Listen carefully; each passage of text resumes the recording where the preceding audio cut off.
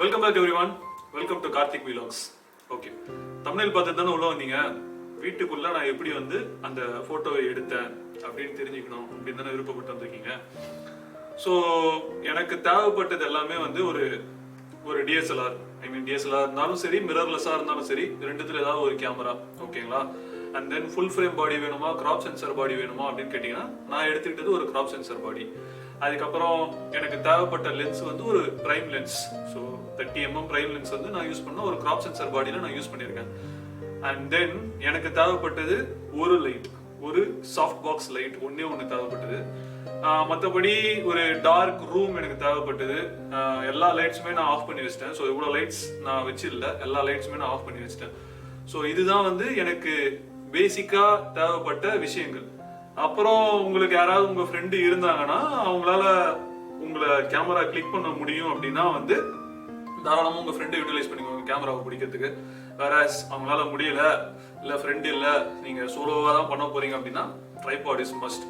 So ட்ரைபாட்ல கேமராவை போட்டுக்கோங்க. And then உங்களுடைய போட்டோ மோட்ல போயிட்டு ஒரு 10 செகண்ட் செட் பண்ணிக்கோங்க. செட் பண்ணிட்டு ஷட்டர் பட்டன் அழுத்தின உடனே உங்களுக்கு ஒரு 10 செகண்ட்ஸ் டைம் கிடைக்கும். லைட்டுக்கு முன்னாடி வந்து நின்றுங்க. உங்களுக்கு தேவையான போஸை செட் பண்ணிக்கோங்க. ஒரு கிளிக். ஸோ இப்படிதான் நடந்தது அந்த போட்டோ. ஸோ எனக்கு வந்து அந்த இடத்துல ஹெல்ப் பண்றதுக்கு யாருமே இல்லை. ஸோ என்னுடைய ட்ரைபாட் அண்ட் தென் என்னுடைய கேமரா டைமர் செட் பண்ணிக்கிட்டேன். அண்ட் ஒரு லைட் மட்டும் தான் வச்சுக்கிட்டேன் நான். இப்போ வீடியோ ஓடணுன்றதாக தான் எனக்கு முன்னாடி 2 லைட் ஓடிட்டு இருக்கு. அதாவது இங்கே ஒரு லைட் ஓடிட்டு இருக்கு, இங்கே ஒரு லைட் ஓடிட்டு இருக்கு. ஸோ இந்த மாதிரி ஒரு விஷயங்கள்ல நான் செட் பண்ணி எடுத்தேன். ஓகே, ஃபர்ஸ்ட் இந்த லைட்டிங் செட்டப்பை பத்தி நான் பேசிடுறேன். அதுக்கப்புறமா வந்து நான் என்னுடைய போட்டோ எடுத்த லைட்டிங் செட்டப்பை பத்தி நான் பேசிடுறேன். ஓகேங்களா? ஸோ இந்த லைட்டிங் செட்டப் வந்து நான் தான் சப்ஜெக்ட். எனக்கு முன்னாடி கேமரா இருக்கு. ஸோ எனக்கு முன்னாடி கேமரா இருக்கு அப்படின்னும் போது என்னை சுத்தி ஷேடோஸ் எதுவுமே உழவக்கூடாது, என் ஃபேஸ்ல ஷேடோஸ் உழவக்கூடாது அப்படின்னும் போது சப்ஜெக்ட்ல இருந்து 45 டிகிரிஸ்ல எனக்கு வந்து ஒரு சாஃப்ட் பாக்ஸ் தேவைப்படுது. ஓகேங்களா? ஸோ ஒரு லைட் சப்ஜெக்ட்ல இருந்து 45 டிகிரிஸ்ல ஒரு லைட். ஸோ இது எப்படி கால்குலேட் பண்றது அப்படின்னா வந்து 0 180 ஸ்ட்ரெயிட் லைன் 180 டிகிரிஸ், 180ல பாதி 90, ஓகேங்களா? 90ல மறுபடியும் பாதி 45. ஸோ என்னுடைய 45 டிகிரில எனக்கு ஒரு லைட் தேவைப்படுது. ஸோ இது வந்து என்ன ஃப்ரண்ட்ல ப்ராப்பரா காட்டுறதுக்கு ஹெல்ப் பண்ணும். வேறஸ் எனக்கு பேக்ல லைட் கண்டிப்பா தேவைப்படும். ஸோ இந்த லைட்டை நான் எப்படி வைக்கிறது அப்படின்னா என்னுடைய ஃப்ரண்ட் லைட்டுக்கு அப்படியே ஸ்ட்ரெயிட் ஆப்போசிட்டா அடுத்த லைட்டை வச்சனா போதும். ஸோ இங்க ஒரு லைட் இருக்கு, அதுக்கு ஆப்போசிட்டா இன்னொரு லைட் இருக்கு. ஸோ இதுதான் வந்து என்னுடைய லைட் பிளேஸ்மெண்ட்ஸ். இது ரெண்டு மட்டுமே இருந்தா போதுமா அப்படின்னு கேட்டீங்கன்னா பத்தாது. எனக்கும் என் பேக்ரவுண்டுக்கும் ஒரு செப்பரேஷன் வேணும். கரெக்டுங்களா? இந்த பேக்ரவுண்ட் செப்பரேஷனுக்காக என் தலைக்கு மேல ஒரு லைட் ஓடிட்டு இருக்கு. அது வந்து சிம்பிளா நம்ம வீட்டுல இருக்கும் ஒரு குண்டு பல்பு, அந்த மாதிரி ஒரு குண்டு பல்பு என் மேல எரிஞ்சிட்டு இருக்கு. இத பண்ணீங்கன்னா அட்டகாசமான ஒரு பெர்ஃபெக்டான ஒரு லைட்டிங் செப்பரேஷன் உங்களுக்கு கிடைச்சிடும். எந்த வீடியோ நீங்க உட்காந்து பாக்குறீங்க அப்படின்னாலும் உங்களுக்கு பிளசண்டா இருக்கும். ஸோ இதுதான் கான்செப்ட். சப்ஜெக்ட்ல இருந்து 45 டிகிரிஸ், 45 டிகிரிஸ்ல இருந்து ஸ்ட்ரெயிட் ஆப்போசிட்ல இன்னொரு லைட், உங்க தலைக்கு மேல ஒரு லைட். இதுக்கு மேல நீங்க உங்க பேக்ரவுண்ட்ல கலர் பல்ப் செட் பண்ணீங்கன்னா இன்னும் சூப்பரா இருக்கும். அந்த செட்டப் தான் கொண்டு வர ட்ரை பண்ணிட்டு இருக்கேன். எனக்கு கலர் பல்ப்ஸ் கிடைக்க மாட்டேங்குது லாக்டவுன்ன்றதால. கிடைச்சதுன்னா எல்லாத்தையும் இன்க்ளூட் பண்ணி அந்த செட்டப்பை கொண்டு வரேன்.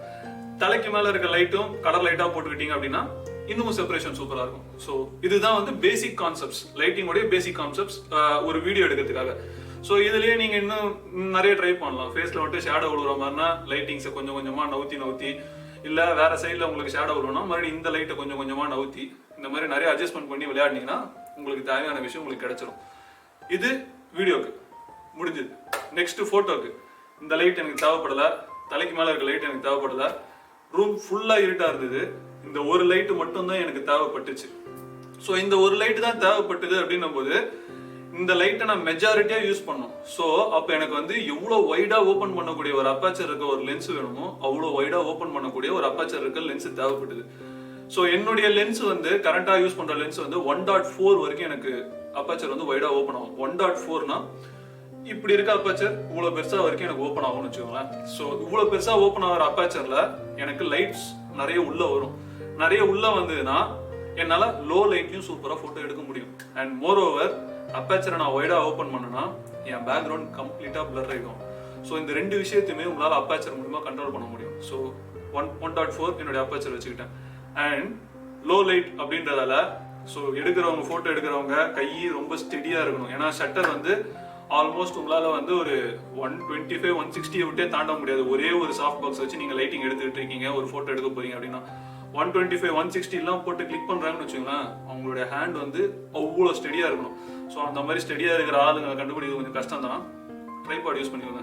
ட்ரைபாட் யூஸ் பண்ணி ட்ரைபாட்ல மவுண்ட் பண்ணி ஒரு 3 to 4 செகண்ட்ஸ் டைமரை செட் பண்ணிட்டு கிளிக் செட் பண்ணிட்டு முன்னாடி போயிட்டு போஸை கொடுக்க ஆரம்பிச்சிருங்க. ஸோ ஷட்டர் உங்களுக்கு தெரிஞ்சிச்சு.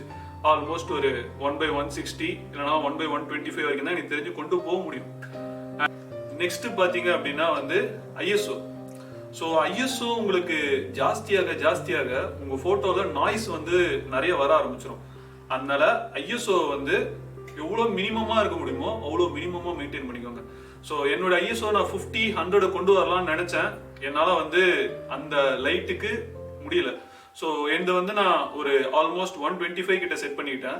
ஸோ அந்த லெவல்ல நான் மெயின்டைன் பண்ணனால தான் எனக்கு போட்டோல அந்த அளவுக்கு நாய்ஸ் இல்லை. ஸோ இவ்வளவுதான் போதுமா அப்படின்னு கேட்டீங்கன்னா எனக்கு தெரிஞ்சு ஒரு 320 வரைக்கும் கொண்டு போவாங்க. 320 வரைக்கும் கொண்டு போனீங்கன்னா ஒரு கிராப் சென்சார் பாடியில உங்களுக்கு ஓரளவுக்கு நாய்ஸ் கம்மியா இருக்க லெவலுக்கு இருக்கும். 320க்குள்ளேயே வச்சு எடுங்க. இப்போ உங்களுக்கு வந்து அப்பேச்சர், ஷட்டர், ஐஎஸ்ஓ இது மூணுத்துக்கும் நான் என்ன யூஸ் பண்ணேன் அப்படின்றது தெரிஞ்சிருச்சு. அண்ட் தென் உங்களுடைய 4வது கோல்டன் ட்ரையாங்கிள், இந்த 4வது ட்ரையாங்கிளா வராது, இது வந்து டைமண்ட் மாதிரி வந்துடும் நினைக்கிறேன். ஆக்சுவலா சொல்லணும்னா உங்களுடைய 4வது கண்ட்ரோல் வந்து இந்த சாஃப்ட் பாக்ஸ். ஸோ இந்த சாஃப்ட் பாக்ஸ்ல இருந்து நான் எவ்வளவு டிஸ்டன்ஸ்ல இருந்தேன் அப்படின்னு பாத்தீங்கன்னா இந்த டிஸ்டன்ஸ்ல தான் இருந்தேன். இந்த டிஸ்டன்ஸ்ல இருந்து எடுத்த ஒரு போட்டோ தான் இது. ஸோ எனக்கு இந்த சைட்லலாம் லைட்டிங் இல்லைன்னும் போது அந்த போட்டோல பாத்தீங்கன்னா கம்ப்ளீட் இந்த சைடு ஃபுல்லா ஷேடோஸ் வந்துருக்கும், ஒரு சைடு மட்டும் தான் தெரிஞ்சிருக்கும். உங்களுக்கு தேவையான போசிங்க நீங்க கொடுக்க ஆரம்பிச்சிருங்க. ஸோ இதுதான் அந்த இடத்துல நடந்த ஒரு விஷயம் ஆக்சுவலா சொல்லணும். ஸோ இந்த லைட்டுடைய அவுட்புட் வந்து பாத்தீங்கன்னா 135 வாட்ஸ். 135 வாட் சாஃப்ட் பாக்ஸ்ல நான் அவ்வளோ பக்கத்துல நிற்கும் போது தான் உங்களுக்கு அந்த மாதிரி ஒரு லைட்டிங் அவுட்புட் கிடைச்சது. இல்லைன்னா அந்த லைட்டிங் அவுட்புட் உங்களுக்கு கிடைச்சிருக்காரு. ஸோ உங்களுடைய சாஃப்ட் பாக்ஸோட அவுட்புட் வந்து இன்னும் ஜாஸ்தியா இருக்கு, வாட்ஸ்ல ஜாஸ்தியா இருக்குன்னா அதுக்கேற்ற மாதிரி நீங்க டிஸ்டன்ஸை மூவ் பண்ணி அட்ஜஸ்ட் பண்ணிக்கோங்க. ஓகேங்களா? ஸோ கேமரால நீங்க உங்களுடைய அப்பேச்சரை இன்னும் சுருக்குனீங்கன்னா உங்களுடைய பேக்ரவுண்ட் உங்களுக்கு போயிடும். மெழுகு மாதிரி ஒரு பேக்ரவுண்ட் உங்களுக்கு கிடைக்காது. ஸோ இதுதான் என்னுடைய செட்டப். இதை வச்சுதான் அந்த போட்டோவும் எடுத்தேன். இது நீங்க டிஎஸ்எல்ஆர் தான் தேவையா, மிரர்லெஸ் தான் தேவையா அப்படின்னு கேட்டீங்கன்னா உங்களோட இமேஜ் குவாலிட்டியை பொறுத்து இருக்கு. இமேஜ் நல்லா தரமா அவுட்புட் சூப்பரா வேணும், எல்லா இடத்துலயும் யூஸ் பண்ணணும் அப்படின்னா வந்து இதுதான் பெஸ்ட். ஓகேங்களா? அண்ட் மொபைல் எடுக்கலாமா அப்படின்னு கேட்டீங்கன்னா உங்களுக்கு உங்ககிட்ட ப்ரோ மோட் அப்படின்னு உங்க மொபைல்ல வந்து உங்க கேமரால வந்து ஒரு ஃபீச்சர் இருக்கு அப்படின்னா நான் சொன்ன அதே ஐஎஸ்ஓ கான்செப்ட், அதே ஷட்டர் கான்செப்ட், அண்ட் தென் நான் சொன்ன அதே அப்பேச்சர் கான்செப்ட் எல்லாமே அதில் இருக்கும். ஸோ அது மூணுத்தையுமே வந்து நீங்க அதை கண்ட்ரோல் பண்ணி யூஸ் பண்ணி பாருங்க. ஸோ ஹோப் இந்த வீடியோ உங்களுக்கு பிடிச்சிருக்கும்னு நினைக்கிறேன். பிடிச்சிருந்தது அப்படின்னா வந்து லைக், ஷேர், சப்ஸ்கிரைப் அதை மறக்காம போட்டு விட்டுருங்க. அண்ட் உங்க ஃப்ரெண்ட்ஸ் கிட்டயும் மறக்காம இதை ஷேர் பண்ணுங்க. நெக்ஸ்ட் இதே மாதிரி டெக்னிக்கலா உங்களுக்கு வீடியோ வேணும், போட்டோ எடுக்கிறத பத்தி, வீடியோ எடுக்கிறத பத்தி, எடிட்டிங் பத்தி உங்களுக்கு தேவைப்படுது அப்படின்னா கமெண்ட்ல சொல்லுங்க. சொன்னீங்கன்னா அதுக்கேற்ற மாதிரி பார்த்து வீடியோ எடுக்க ஆரம்பிச்சிடறேன். Thank you very much. பாய்.